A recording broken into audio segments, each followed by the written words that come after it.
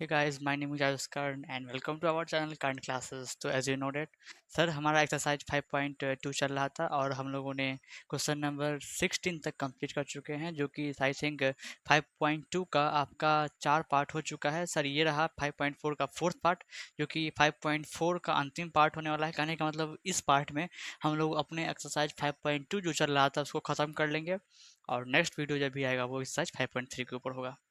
तो सर क्यों ना 5.2 को ख़त्म कर लिया जाए। हाँ ज़रूर।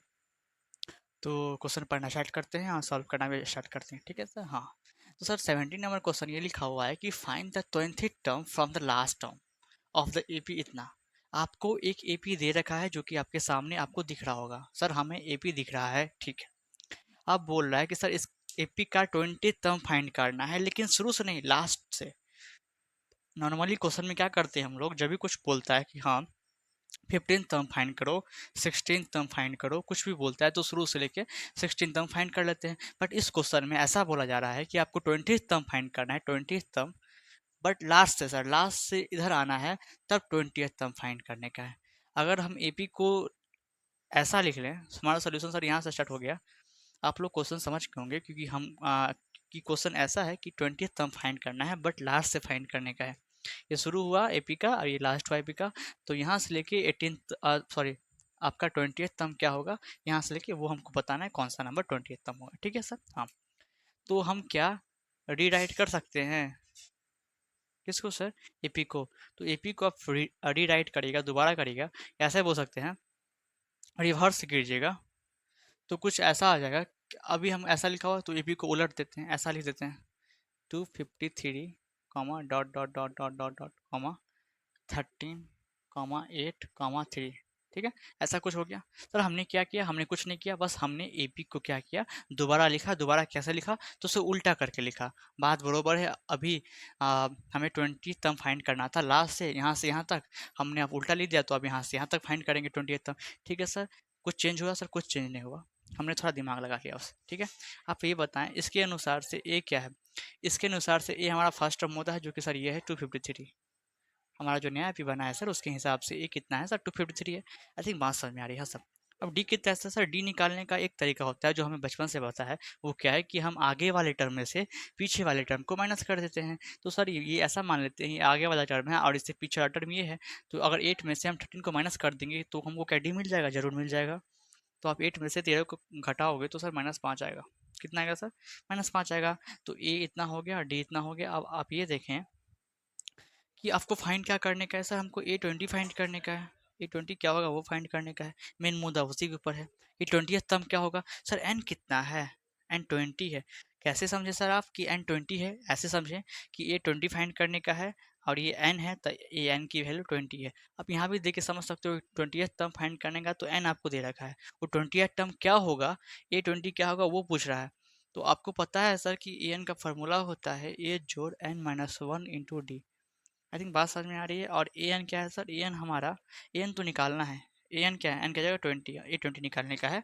ए कितना है सर, 253 लिखने का है, ठीक है। हाँ सर, प्लस का है तो प्लस देंगे, ब्रैकेट एन कितना है सर, एन हमारा 20 है यहाँ पे, ठीक है। 20 -1 देंगे, ओके, कुछ नहीं। फिर डी कितना है सर, -5, ठीक है। हाँ सर, अब आगे सॉल्व करेंगे सर, ठीक है, ठीक है। हाँ सर, इक्वल्स टू सर 253 का 253 ही लिख देंगे, ओके। और सर प्लस है तो सर प्लस ही लिखेंगे, ब्रैकेट डाल देंगे। अब गुणा करने की समय आ चुकी है सर, -5 से +20 गुणा करना, तो माइनस का 100 होगा। हाँ सर होगा। अब माइनस माइनस प्लस हो जाएगा, 5 ठीक है। हाँ सर, 253 को ही लिखेंगे। अब साइन है तो प्लस माइनस माइनस होता है, 100 लिखा गया, प्लस प्लस प्लस होता है, 5 लिखा गया। जोड़ने वाले को जोड़ देते हैं, तो एक ये जोड़ में है, ये जोड़ में है, तो 253 है तो 58 हो जाएगा। माइनस का 100 है तो वो लिख दीजिए। जब 258 में से 100 जाएगा तो 158 बचेगा। सर क्या यही हमारा 20th टर्म है लास्ट से? हाँ सर, यही 20th टर्म है लास्ट से। आई थिंक बात समझ में आती है। तो हमने आंसर फाइंड कर लिया है कि आंसर क्या होगा, ठीक है। हमसे पूछ रहा था 20th टर्म क्या होगा लास्ट से, तो हमने एपी को ही उल्टा कर दिया। अब यहाँ से यहाँ तक 20 टर्म निकाल लिया। कोई दिक्कत सर? कोई दिक्कत नहीं है, हम सबको समझ में आ रहा है कि 17 नंबर कैसे सॉल्व हुआ है। अब चलते हैं नेक्स्ट सवाल की जो कि आपका 18 नंबर क्वेश्चन है, ठीक है सर। ठीक है, लिख दीजिए आप उसको। सर ये रहा हमारा 18th क्वेश्चन नंबर और इसे भी तुरंत सॉल्व कर लेते, ठीक है, जैसे हमने 17 किया 16 किया। सर वैसा ही क्या, वैसा नहीं है पर है तो एक सवाल इसे सॉल्व करने की जरूरत है। तो सर 18 नंबर क्वेश्चन ये कह रहा है the sum of fourth and eight term of the AP is इतना 24 and the sum of sixth and tenth term is 44। Find the first three term of the in AP. एक AP है जिसका चौथा term और आठवां term का जब आप सम करते हो तो आपको 24 मिलता है, और उसी एपी का जब आप सिक्स टर्म और 10 तक को प्लस करते हो तो आपको 44 मिलता है। तो आपसे ये पूछा जा रहा है बाबू ये बताओ कि उसी एपी का फर्स्ट थ्री टर्म क्या होगा, मतलब A1 A2 A3 क्या होगा, वो पूछ रहा है। तो बहुत इजी सा सवाल है, इसे तुरंत सॉल्व कर लेंगे। सर कैसे, तो जो हमें दिया हुआ है उसी की हम लोग हेल्प लेते हैं, पहले से पता है आप सबको। हमें ये दिया हुआ है सर, पहली बात कि चौथा टर्म मतलब कि A4 उसको प्लस करते हैं आठवां टर्म से मतलब कि A8 से, तो हमें कितना मिलता है 24 मिलता है। ये पहला इक्वेशन है, हाँ सर ये पहला इक्वेशन है। और दूसरा आ, बात ये कि हमको दे रखा है कि सिक्स टर्म मतलब कि A6 उसको आप प्लस करते हो आठवां सॉरी हमारे 10th टर्म से मतलब कि A10 से, तो आपको कितने मिलते हैं, कितने मिल जाते हैं आपको। सर हमें मिलते हैं 44। इसे हम दूसरा इक्वेशन मान लेते हैं, ठीक है सर कोई बात नहीं। इसे सॉल्व करते हैं फर्स्ट इक्वेशन को, तो कुछ अच्छा लिखा हुआ है। A4 को कैसे लिख सकते हो जनरल फॉर्म में, तो लिख सकते हो A+3D, कोई दिक्कत नहीं, प्लस है तो प्लस। A8 को कैसे लिख सकते हो A+7D, कोई दिक्कत नहीं सर, इज 24। हाँ आप सर ए यहाँ भी है ए यहाँ भी है, तो क्या A+8 2A हो जाएगा। हाँ सर 3D है 7D है, जोड़ना पड़ेगा सर 10D हो जाएगा। ओके ओके ओके 24 यहाँ तक समझ में आता है, हाँ सर समझ में आता है। अब आगे देखिए, इसको ब्रैकेट मार देते हैं, नहीं तो आपको समझ में नहीं आया कि सर कौन इसका स्टेप है कौन उसका स्टेप है। मतलब दो इक्वेशन ये रहे, पहला और दूसरा। चलिए आपके लिए तो स्टार ही भी मैं बना देता हूँ, आप लोगों को नहीं बनाना स्टार, मैं बना रहा हूँ बस, ठीक है। हाँ सर अब आगे क्या करेंगे, यहाँ देखिए आप यहाँ से देख लीजिए, ठीक है। ठीक है सर, अब 10D को हम लोग ये साइड ले जाएंगे, तो 2A बराबर सर 24 तो लिखा ही हुआ है, प्लस का 10D था, यहाँ आया तो माइनस का 10D हो गया, कोई दिक्कत नहीं सर। अब 2 जो यहाँ पे ए के साथ मल्टीप्लाई में यहाँ आएगा तो डिवाइड में हो जाएगा, तो A equal to 24 minus 10D, 10D upon 2 हो जाएगा। तो सर यही हमारा पहला इक्वेशन हो गया। फर्स्ट इक्वेशन वही था जो कि आप सिंप्लीफाई होकर कुछ ऐसा बन गया, तो यहाँ से फर्स्ट हम लोग मिटा दे रहे हैं, ठीक है सर। सेकेंड का हेल्प से कुछ काम कर लेते हैं सर। इसको कैसे लिख सकते हैं जनरल फॉर्म में, तो A+5D लिख सकते हैं, हाँ लिख सकते हो सर आप। 18 को लिख सकते हो, वही है ना, हाँ सर 18 को लिख सकते हो A+9D, ओके हाँ सर। सम कितना है 44, ठीक है। अब A+A 2A प्लस 5D और 9D 13D, कोई दिक्कत नहीं सर, कोई दिक्कत नहीं। सर एक सेकेंड, यहाँ पे 14 होगा, 9 5 14D, ठीक है। हाँ सर 14D होगा, इज इक्वल्स टू 44, कोई दिक्कत सर, कोई दिक्कत नहीं। यहाँ से एक लाइन और देख लो, यहाँ से आप क्या लिखोगे, डायरेक्ट मैं आपको बतला दे रहा हूँ यहाँ पे, ठीक है। नहीं डायरेक्ट नहीं, चलिए लाइन वाइज चलते हैं। तो 2A इक्वल्स टू 44 तो लिखा ही हुआ है, प्लस का 14D है, यहाँ आएगा तो माइनस का 14D हो जाएगा, कोई दिक्कत नहीं सर। अब 2 एक के साथ इंटू में है, यहाँ आएगा तो डिवाइड में हो जाएगा, ये यहाँ से आप हटा दें, दूसरा स्टेप लिखने की जरूरत नहीं थी, मैं यही समझाना चाह रहा था आपको। तो ये सर हमारा दूसरा इक्वेशन हो गया, ठीक है। हाँ सर यहाँ से भी दूसरा को मिटा देते हैं। दूसरा हमारा ऐसा था पहले, ऐसा कुछ दिख रहा था, अब सिंप्लीफाई हो गया कुछ ऐसा दिख रहा है। आप सबको दोनों इक्वेशन पहले दिख रहा है, फिर मैं श्योर कर लूँ, हाँ सर आप लोगों को दोनों इक्वेशन दिख रहा है।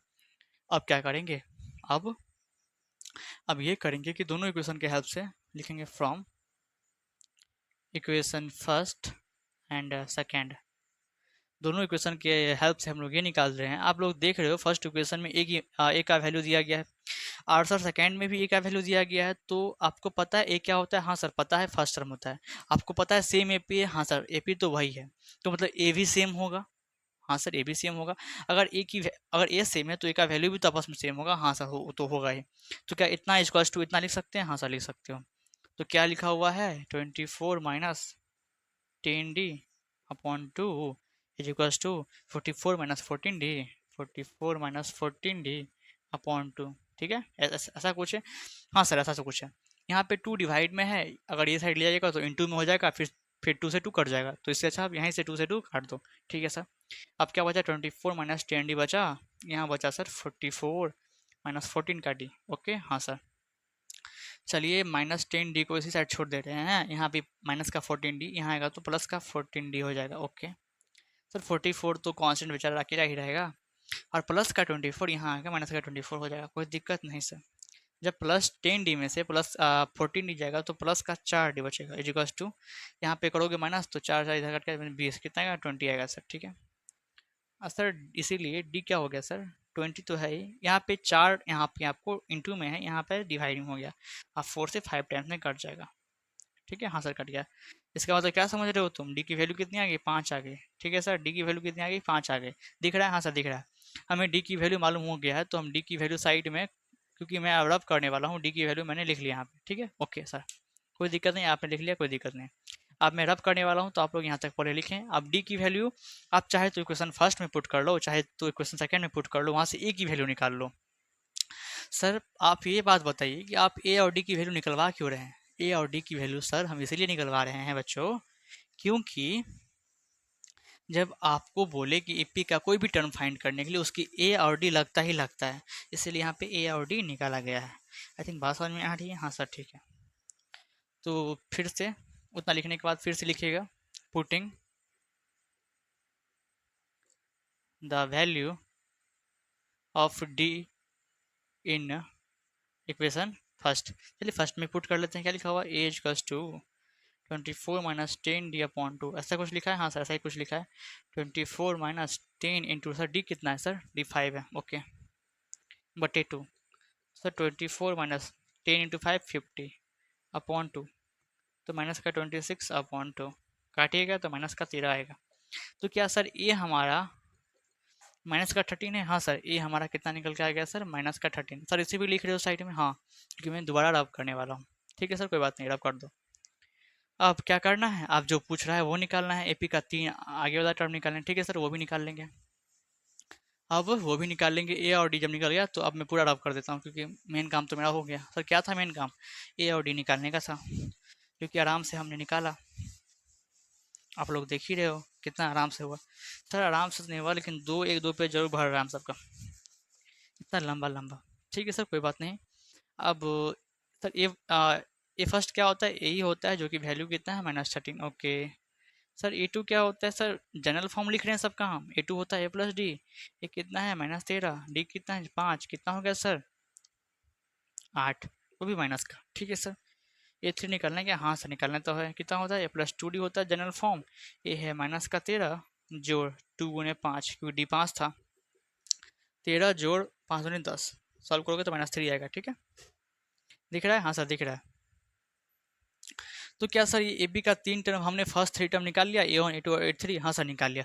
तो क्या हाँ हम यहाँ पर लिख दें हेयर, नीचे में here A P, A P क्या निकल के आ गया हमारा फर्स्ट 3 टर्म, पहला तो माइनस का 13 है जो कि आपको यहाँ दिख रहा है। सर दूसरा कॉमा लगा के -8 लिख सकते हो, हाँ सर क्योंकि दूसरा टर्म ये है, और थर्ड क्या है सर -3, फिर ऐसे कुछ होता चला जाएगा। हमको तो बस 3 ही टर्म फाइंड करना था भैया, हमने फाइंड कर दिया। आई थिंक आपको बात समझ में आ रही है सर। तो यही था हमारा 18th क्वेश्चन नंबर, जो कि थोड़ा सा लंबा हो गया आप सबके लिए, कोई बात नहीं, और सॉल्व करो, कोशिश करो कि इससे थोड़ा कम ही सॉल्व कर ले, थोड़ा कम जगह लगे, ठीक है। तो सर 19th क्वेश्चन नंबर पे चलते हैं तुरंत, ठीक है सर, हाँ सर जरूर। सर ये रहा हमारा 19 क्वेश्चन नंबर, और इसे भी तुरंत सॉल्व कर लेंगे, ठीक है। सर क्वेश्चन ऐसा है, लिखा हुआ है Subba Rao started work in 1995 at an annual salary of 5,000 rupees and received an increment of 200 rupees each year. Then find in which year did his income reach 7,000 rupees. Sir एक आदमी है जिसका नाम है सुब्बा राव, वो आपको वर्क ज्वाइन करता है, या ऑफिस कह लीजिए, ऑफिस ज्वाइन करता है कब सर, तो 1995 में, सन 1995 की बात है जब वो ऑफिस ज्वाइन कर रहा है। और उसकी जो एनुअल सैलरी है सर वो 5,000 रुपये से जमा करता है, मतलब वो जब जमा करता है वर्क तो उसकी सैलरी 5,000 से स्टार्ट होती है, और प्रत्येक साल सैलरी 200 रुपये बढ़ती जाती है। इतना कम कैसे बढ़ सकता है किसी का सैलरी, सर ये छोड़िए, बहरहाल इस पर ध्यान दे लें कि प्रत्येक साल उसका सैलरी 200 रुपया बढ़ रहा है, ठीक है सर। और ऐसा बोल रहा है in which year did his income reached इतना रुपया, सर कौन से साल में उसका जो सैलरी है वो 7,000 रुपये हो जाएगा। तो हमें जो दिया है फर्स्ट ऑफ ऑल हम लोग वो लिखते हैं। तो देखिए यहाँ से सोल्यूशन स्टार्ट होता है हमारा यहाँ पे, ठीक है। फर्स्ट ऑफ ऑल हमें क्या दे रखा है सर, हमें दे रखा है कि एक इंसान है सुब्बा राव, जिसका जो स्टार्टिंग सैलरी है जब वो ज्वाइन किया हुआ था ऑफिस, तो 5,000 रुपया था और बढ़ते बढ़ते क्या हुआ, एक समय ऐसा है कि सर 7,000 रुपया पे चढ़ गया। और सर कितना बढ़ रहा है हर एक साल, तो सर 200 रुपया बढ़ रहा है। ओके, तो क्या एपी इससे हम लोग बना सकते हैं? जरूर बना सकते हैं। तो स्टार्ट कितना से होता है, 5,000 से स्टार्ट हो रहा है, कॉमा, और हर एक साल कितना ऐड हो रहा है सर, 200 रुपया ऐड हो रहा है। तो अगर मान लेते हैं पहला साल इतना था तो दूसरा साल 200 ऐड हो जाएगा, तो 5,200 हो जाएगा। हाँ सर। और सर तीसरा साल 5,400 हो जाएगा। हाँ सर। ऐसे ही सर बढ़ते चला गया। कब तक बढ़ेगा? जब तक सैलरी उसका 7,000 नहीं हो जाए तब तक तो बढ़ रहा है, फिक्स है। हाँ सर। और हमसे वही पूछ रहा है, अगर यहाँ पे 5,000 सैलरी 1995 में था, 1995 में इतना सैलरी था, और सर प्रत्येक साल इतना इतना बढ़ रहा है। सर पूछ रहा है कौन से ईयर में आके इसका सैलरी इतना हो जाएगा, कितने साल बाद इसका सैलरी 7,000 हो जाएगा, वही पूछ रहा है। ठीक है सर। तो इसके हेल्प से जो भी हम लोग लिख सकते थे वो हम लोग लिखेंगे। ठीक है। हाँ सर, ये लिख सकते हैं, फर्स्ट टर्म होता है, जरूर लिख सकते हो 5,000 रुपया।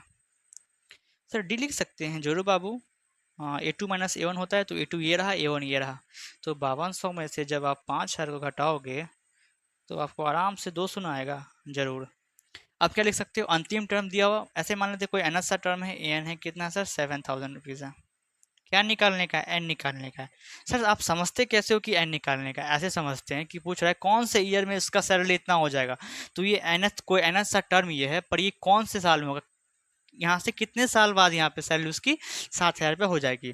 तो अगर ये एपी में कितने टर्म से वो फाइंड कर ले, ये अंतिम ये 7,000 कौन सा टर्म है, तो ये भी मालूम चल जाएगा सर कि 1995 में से अगर ऐसा मान लेते हैं या 10-11 साल में इसका सैलरी इतना हो जाएगा, तो 1995 में आप 10 साल या 11 साल जोड़ के उतना कौन से ईयर में इतना सैलरी हो रहा है वो निकाल सकते हो। तो आई थिंक बात समझ में आ रही है। तो वही है, सब में वही फार्मूला लग रहा है ए एन का, क्योंकि आपको पता है ए जोड़ n-1 × d होता है, बचपन से आप सबको को पता है, जरूर सर पता तो है। अब ए एन का वैल्यू सर हमें 700 दिया हुआ है, सर 7,000 दिया हुआ है। सर ये कितना लिखा हुआ है? सर ये 5,000 लिखा हुआ है। इतना पहला टाइम देख रहे हैं, इतना बड़ा है जोड़। एन कितना है सर? एन वही तो निकालना है कि कितने सालों बाद हो रहा है ऐसा। और डी कितने हैं? डी 200 है। सारे के सारे वैल्यू बड़े बड़े हैं। 7,000 में से आप जब प्लस का 5,000 यहाँ आएगा तो सर माइनस का 5,000 हो जाएगा, जरूर। ये इक्वल टू लिख देंगे। हाँ, गुना कर लोगे? नहीं, छोड़ दो, सही, गुना बाद में कर लेना। 200 क्या करोगे, 7,000 में से 5,000 घटाओगे तो कितना बचेगा, 2,000। अब कितना जीरो दे रहे हो सर? अब 200 यहाँ पे इंटू में है ना, यहाँ आएगा तो डिवाइड में हो जाएगा, जरूर सर। इक्वल्स टू n-1, कोई दिक्कत नहीं, 2 जीरो से 2 जीरो कटा, 2 से 10 टाइम 10 बचा। यहाँ पे -1 यहाँ आएगा तो प्लस का 1 बराबर n। क्या देख रहे हो आप, n की वैल्यू 10 और जोड़े 11 आ रही है। सर n कितना निकल गया, 11, मतलब कि सर 11 साल बाद, यहाँ से 11 साल बाद उसकी सैलरी कितनी हो जाएगी, 7,000 रुपये हो जाएगी। ऐसा मान लेते हैं, मानते क्या है, क्वेश्चन में दिया हुआ है कि वो स्टार्ट कब करता है, 1995 से स्टार्ट करता है।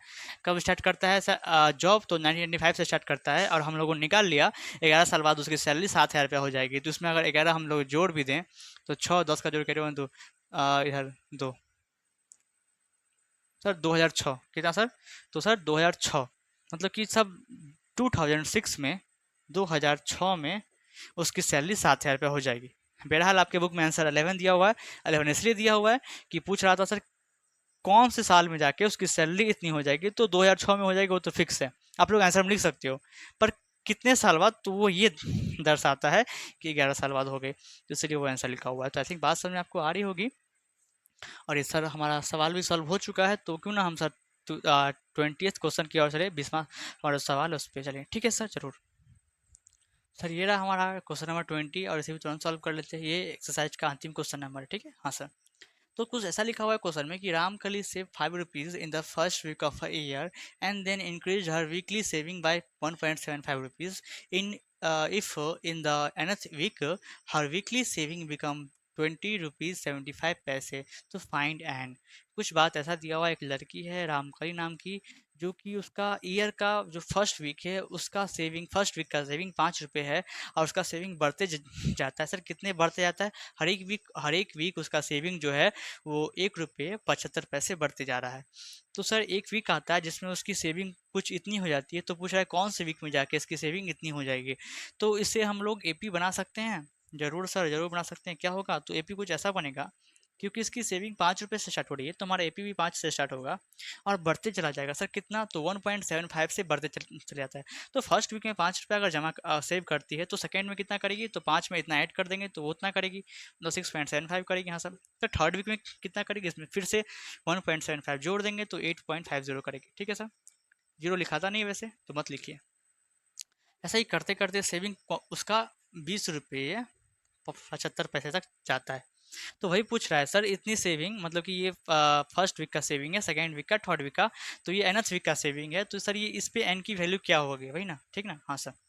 तो क्या ए 5 है सर? हाँ, फर्स्ट फर्स्ट टर्म 5 है सर। डी क्या है सर? कॉमन डिफरेंस होता है। कॉमन डिफरेंस क्या लगता है? डिफरेंस कितने का है? हमें तो दे ही रखा है क्वेश्चन में, डिफरेंस उतने का ही है। तो सर आप निकालोगे भी अगर माइनस करके तो इतना ही निकलेगा।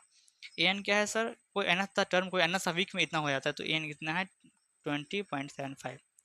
इस पे सर एन की वैल्यू पूछ रही है कि कौन से वीक में जाके हमारा इतना सेविंग हो जाएगा। तो वही लगाना है ए एन का फार्मूला, जो कि होता है हमारा ये, दिख रहा है? हाँ सर। ए एन कितना है सर? ए एन हमारा 20.75 है।